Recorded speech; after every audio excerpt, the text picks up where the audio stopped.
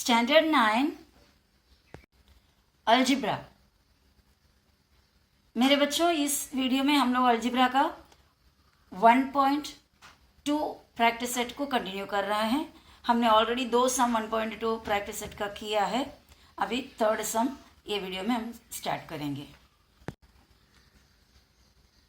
हमारा third question है, which of the following sets are empty sets. अब तक हमने इक्वल सेट्स देखे, अभी एम्प्टी सेट, इसका भी एक्सप्लेनेशन हो चुका हुआ था। एम्प्टी सेट मीन्स जो सेट है उसके अंदर कुछ भी एक भी एलिमेंट नहीं है, इवन जीरो तक नहीं है, not even a dot, single dot, कुछ भी नहीं है। ओके, जीरो आएगा तो भी वो एम्प्टी नहीं है, खाली नहीं है। सो कंप्लीटली नथिंग, ऐसा कोई सेट रहेगा तो that is empty set. Okay, और रीजन भी बताना है, एक्सप्लेन करना है। A is a set of all A such that A is a natural number smaller than 0. First question.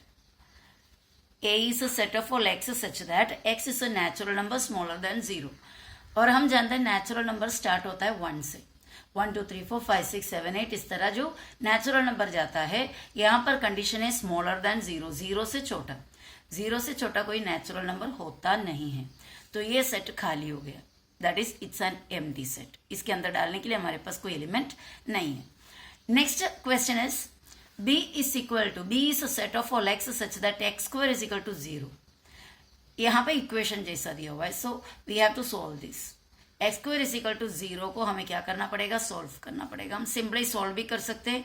X square is equal to 0 है, वो दिया है, therefore x is equal to, square में से सिर्फ सिंगल एक्स निकालना है तो हमें रूट निकालना पड़ेगा। तो एक्स स्क्वायर का रूट निकाला, एक्स आया। ये साइड में रूट निकलता तो इधर भी रूट निकालना है। तो 0 का रूट होता है 0। क्यों 0 का रूट 0 है? क्योंकि 0 इंटू 0 करो तो 0 ही होता है ना।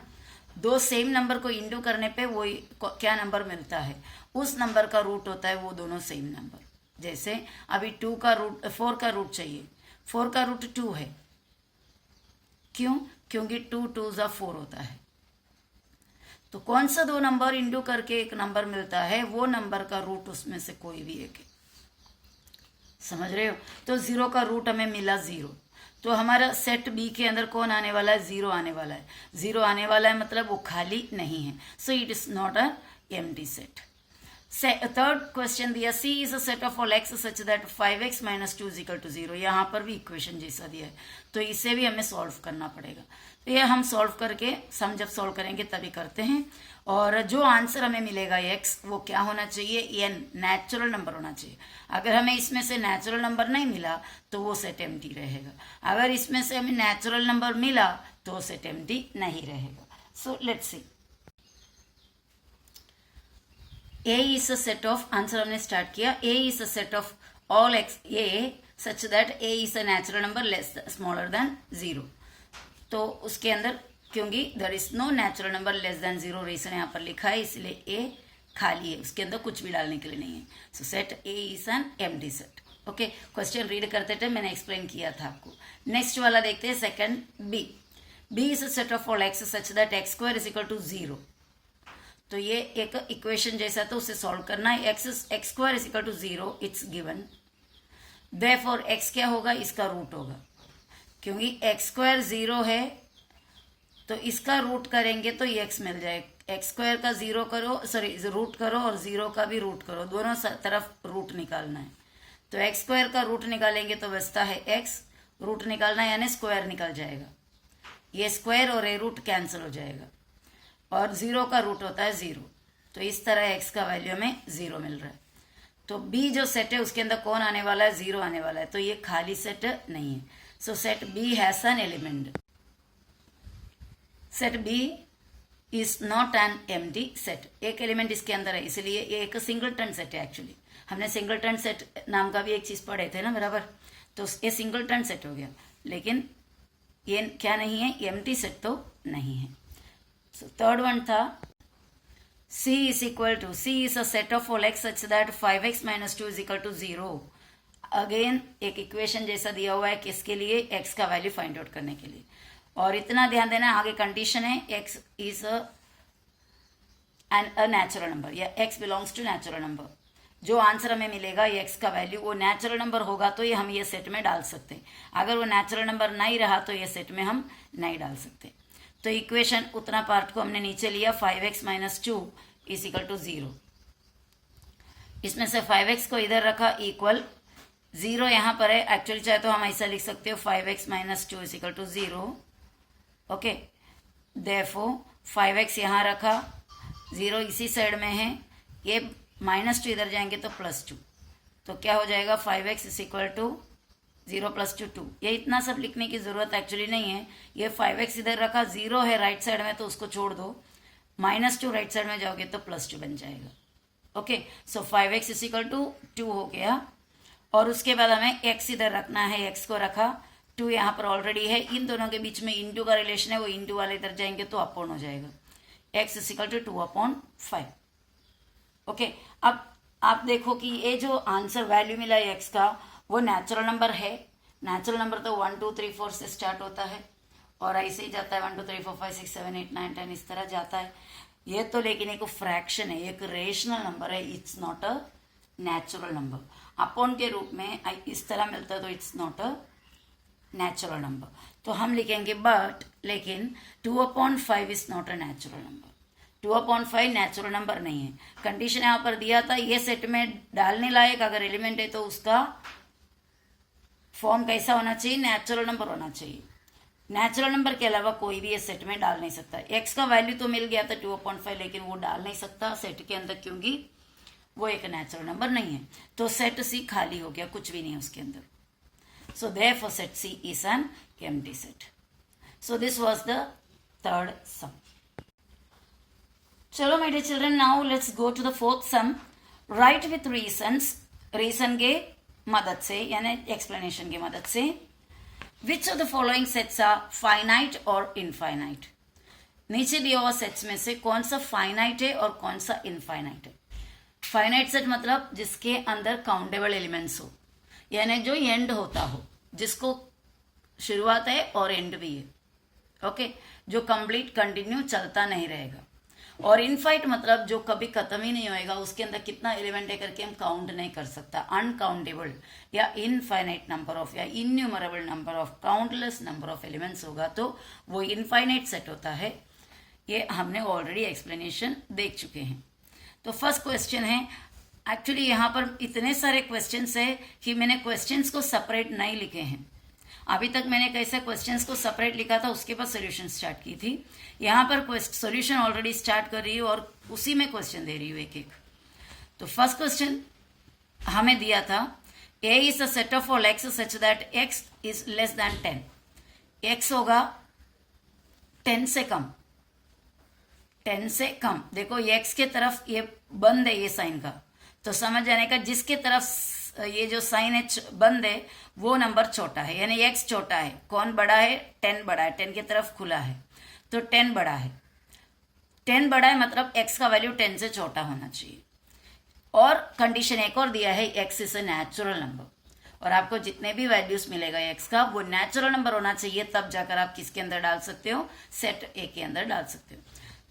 तो नेचुरल नंबर तो स्टार्ट होता है, पहले ये देखना, नेचुरल नंबर स्टार्ट होता है 1 से, और हमें ये 10 से छोटा वाला चाहिए। तो हमने ये सेट में लिस्टिंग फॉर्म में लिख दिया, A is equal to set of 1, natural number है 1 2 3 4 5 6 7 8 9। 10 नहीं लिख सकते क्योंकि इधर कंडीशन है 10 से छोटा। तो इतना हुआ।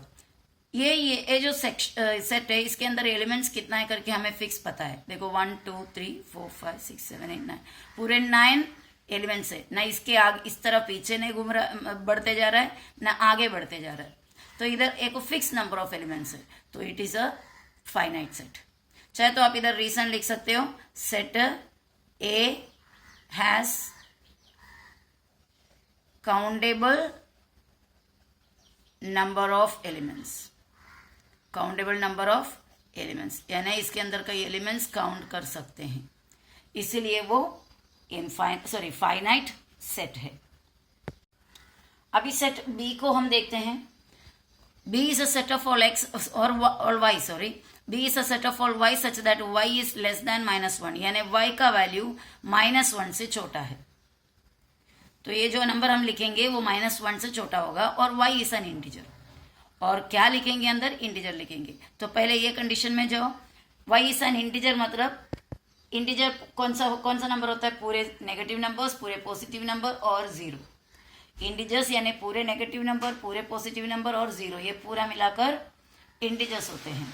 ओके, तो ये इंटीजर्स में से कंडीशन और दिया हुआ है -1 से छोटा होना चाहिए। अब -1 से छोटा कौन से नंबर से? -1 के पीछे अगर समझो ये हमारा नंबर लाइन है, यहाँ पे हमारा 0 है और 1 और 2, ये 3, ये खत्म नहीं होता है, आगे जाते रहेंगे। 3, 4, 5, 6, 7, 8, 9 इस तरह आगे जाते रहेंगे। और लेफ्ट साइड में -1, -2, -3 इस तरह लेफ्ट साइड में भी जाते रहेंगे। ये इंटीजर कभी खत्म नहीं होता, ठीक है। अभी -1 से मुझे छोटा चाहिए तो क्या करना है? इस तरफ जाना है। -1 से बड़ा चाहिए तो राइट साइड में जाना है। तो मुझे यहाँ पर कंडीशन है -1 से छोटा। तो -1 से छोटा कौन कौन होता है? -1 से छोटा है -2, उससे छोटा है -3, उससे छोटा -4, उससे छोटा -5, जाते ही रहेगा इस तरह। तो ये साइड से हम लिखना है तो पहले हम dot dot dot dot dot डालेंगे, यानी छोटे से बड़ा आ रहा है। ये पीछे की तरफ कोई एंड ही नहीं है। और आके फिर -4, फिर -3, -2, -1 नहीं लिख सकते होंगे, उससे छोटा चाहिए हमें। तो ये पूरे -1 से छोटा है, यानी पीछे जाता रहेगा। तो ये काउंटलेस नंबर्स है, इसका कोई काउंटर नहीं है। कहाँ तक जाएंगे पीछे ये कोई आइडिया नहीं है। तो ये एक इनफाइनाइट सेट है। तो यहाँ पर भी आप चाहे तो रीजन लिख सकते हो, set B has uncountable number of elements। Set B के अंदर काउंटलेस या अनकाउंटेबल या काउंट नहीं कर सकता उतना एलिमेंट्स है, इसीलिए set B is an infinite set. इसलिए सेट बी एक इनफाइनाइट सेट हुआ। अभी हम नेक्स्ट क्वेश्चन में जाते हैं, सी, सेट सी। यहाँ पे सेट का सिंबल वगैरह कुछ नहीं दिया है, डायरेक्ट दिया हुआ है set. Set of students of class 9 from your school. आपके स्कूल में या किसी के भी स्कूल में 9th स्टैंडर्ड में कितने बच्चे? क्या काउंट नहीं कर सकते? जरूर हम काउंट कर सकते हैं, बराबर। अनकाउंटेबल तो नहीं है। सो हमारा एक्सप्लेनेशन यहाँ पर है, number of students in a class is countable, इसलिए वो फाइनाइट सेट है। ओके, काउंटेबल है इसलिए फाइनाइट सेट है। Simple it is. Now fourth question, set of people in your village. इधर यहां पर तो सेट का नाम तक भी नहीं दिया। Set of people in your village, एक गांव में कितने लोग रहते हैं? क्या ये अनकाउंटेबल है? गवर्नमेंट हर 10 साल में सेंसस लेते हैं, हर एक जगह में रहने वाले लोगों का काउंट लेते हैं। हाँ, थोड़ा इट्स अ हार्ड वर्क, बहुत ही मेहनत का काम है ये, बट नॉट इम्पॉसिबल, बराबर ना। बहुत हार्ड काम करना पड़ता है, बहुत लंबा चौड़ा काम है सभी का नंबर लेना, बट नामुमकिन तो नहीं है। It is a fix number of people, that means वो काउंट कर सकते हैं। सो हमारा सेट एक फाइनाइट सेट है। Number of people in a set in a village is countable, ये गिन सकते हैं, इसलिए सेट का नाम तो नहीं है, इसलिए हम लिखा ये सेट, यानी जो दिया हुआ set. This set is a finite set, ये सेट एक फाइनाइट सेट है। और अभी ये fifth question, the set of apparatus in laboratory.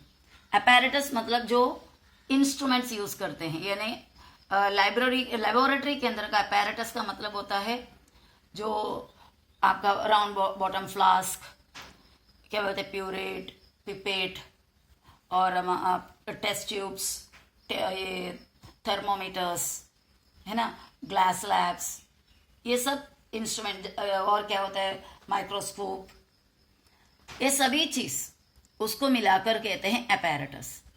तो set of apparatus in laboratory, laboratory के अंदर के अपैरेटस। तो लेबोरेटरी के अंदर के सामान को काउंट कर सकते हैं। ऐसा नहीं कि हम काउंट करते जाओगे तो बढ़ते जाएंगे, ऐसा बिल्कुल नहीं है। सो इट इज काउंटेबल, तो it is a finite set. Number of apparatus in a laboratory is countable, ये काउंटेबल है। देयरफॉर दिस सेट, क्यों दिस सेट करके लिखा? क्योंकि सेट का नाम नहीं है। This set is a finite set, ये एक फाइनाइट सेट है। अभी इस हेडिंग का six question, set of whole numbers, यहां पर भी सेट को नाम नहीं दिया, okay, set of whole number, कोई कंडीशन और नहीं है, होल नंबर का सेट, और हम जानते हैं होल नंबर स्टार्ट होता है 0 से और कभी खत्म नहीं होता, एंड नहीं होता, 0 1 2 3 4 5 6 ये चलता रहेगा। सो यहाँ पर और कोई कंडीशन दिया हुआ नहीं है, लेस देन मोर देन वगैरह कुछ नहीं दिया है, तो हम बोल सकते हैं कि ये काउंटलेस नंबर्स है। So there are countless whole numbers, whole number का कोई काउंटर नहीं है, बढ़ते जाता है, इसीलिए this set is an infinite set, ये एक इनफाइनाइट सेट है। नाउ ये सेक्शन का last sum, set of rational numbers. Rational number कितना होता है कोई आइडिया किसी को भी नहीं है, वो तो नेचुरल नंबर होल नंबर से भी बहुत कंफ्यूजिंग है, क्योंकि हर छोटे छोटे रेशनल नंबर के बीच में अनगिनत रेशनल नंबर और है, हर नजदीक एकदम नजदीक लगने वाले 2 रेशनल नंबर के बीच में भी अनकाउंटेबल रेशनल नंबर्स और है, तो रेशनल नंबर इनफाइनाइट है। So there are infinite rational numbers, therefore this set is an infinite set. Okay. So my dear students, this was all about that practice set. Okay, let us meet again with another video and we'll continue algebra. Okay, thanks for watching. Bye bye.